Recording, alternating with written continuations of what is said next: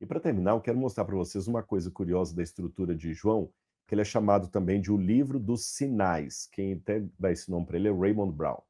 E entre os sinais, os 7 sinais que aparecem em João, que são os seus 7 milagres, estão aqui, ó. São 7 milagres que aparecem em João, os 7 sinais. A transformação da água em vinho, que foi o primeiro milagre de Jesus em Caná da Galileia. A cura do filho de um nobre também em Caná da Galileia, nas proximidades ali. A cura de um paralítico em Jerusalém, perto do templo.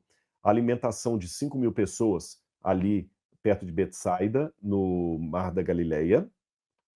Andando sobre as águas no Mar da Galileia. A cura do cego no tanque de Siloé, em Jerusalém. A cura do paralítico foi no tanque de Betesda, só para não confundir, tá? A cura do paralítico em Jerusalém, no tanque de Betesda. Alimentação perto de Betsaida, cidade de Pedro.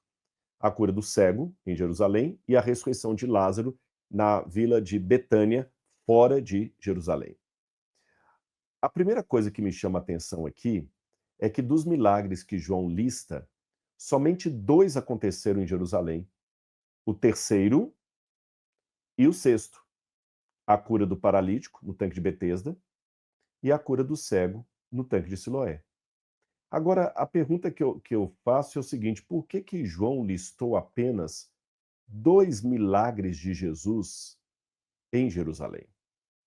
A resposta está na maneira como João dialogava com o Antigo Testamento. A base do pensamento de João é o Antigo Testamento, como ele se cumpre em Jesus. Por exemplo, no Antigo Testamento, dizia o seguinte, que Deus estava mostrando sua glória no Monte Sinai, isso está em Êxodo capítulo 25, e lá no Monte Sinai o povo ficou apavorado quando viu a glória de Deus no Monte Sinai e pediram a Moisés: Moisés, fale você e não o Senhor, porque a gente tem medo de olhar para a glória dele e ser fulminado.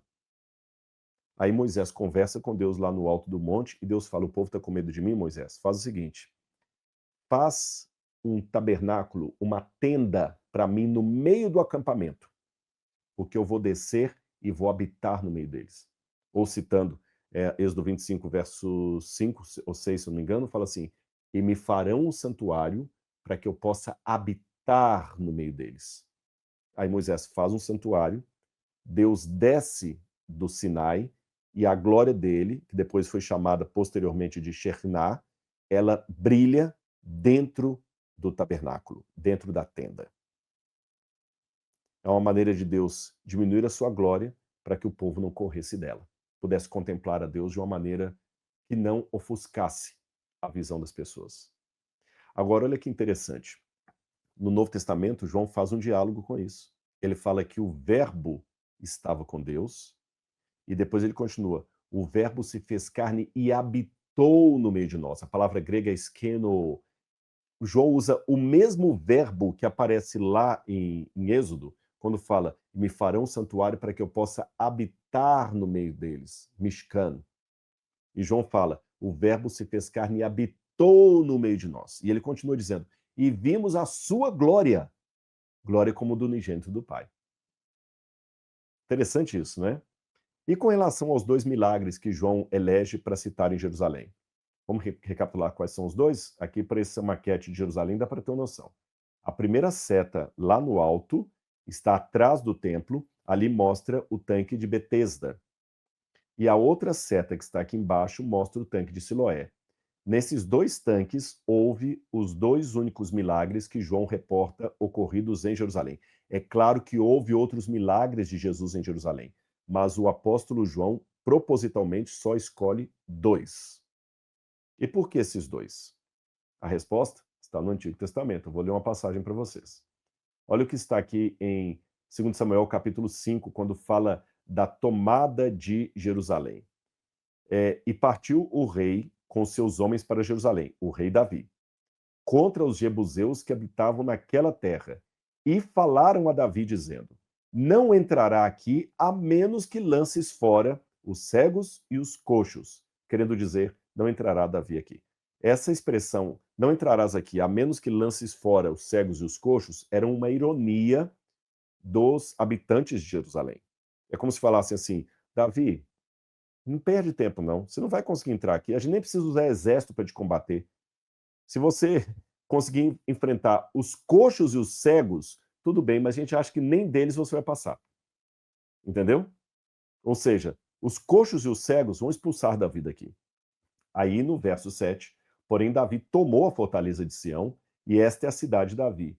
E porque Davi disse naquele dia, qualquer que ferir os jebuseus chegar ao canal, aos coxos e aos cegos, a alma de Davi aborrece. Cortou a última linha aí, que a alma de Davi aborrece.